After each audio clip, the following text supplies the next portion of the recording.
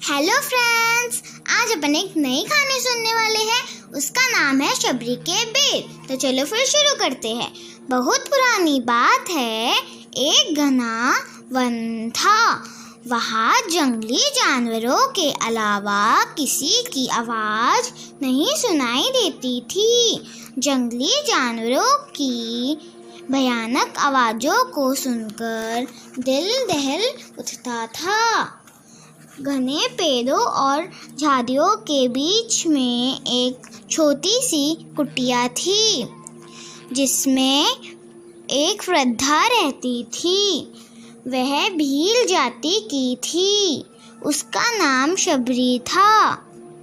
वह भगवान राम की भक्त थी। भगवान राम ने उस स्थान पर शबरी से बातें की थी। आज भी लोग उस पवित्र स्थान की धूल अपने मस्तक पर लगाकर स्वयं को धन्य मानते हैं। शबरी जंगली फल खाकर अपना जीवन व्यक्त करती थी। वह सदा राम की भक्ति में लीन रहती थी। वह अपनी कुटिया में गुजरने वालों का सत्कार करना अपना धर्म मानती थी। वह कुटिया में अकेले रहती थी। कुछ जंगली जानवर व पशु पक्षी ही उसके मित्र थे।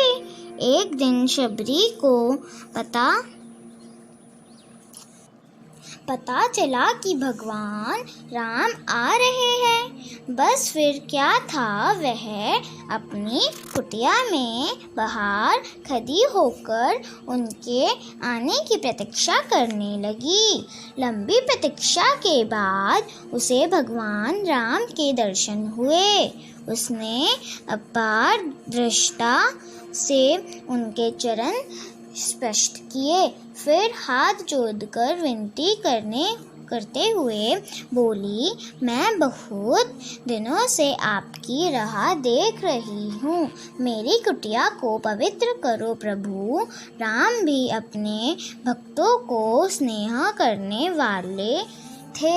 वह शबरी के स्थान कुटिया में जा बैठे। शबरी की खुशी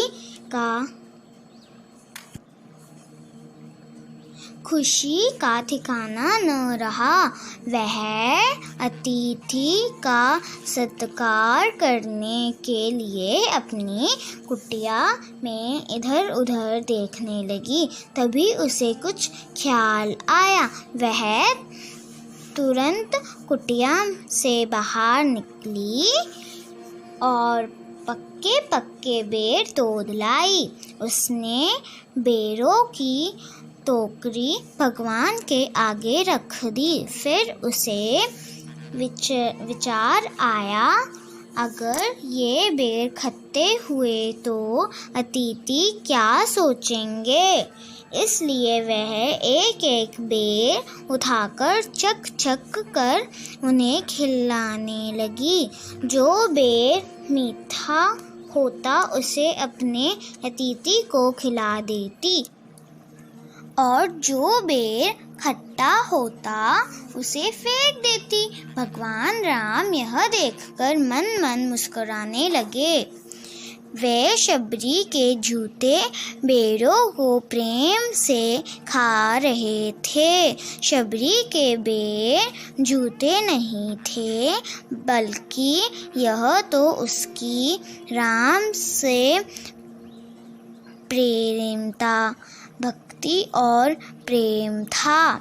थैंक यू फ्रेंड्स, आपने मेरी स्टोरी देखी। Please subscribe and share and like अरुपुरु की कहानियाँ।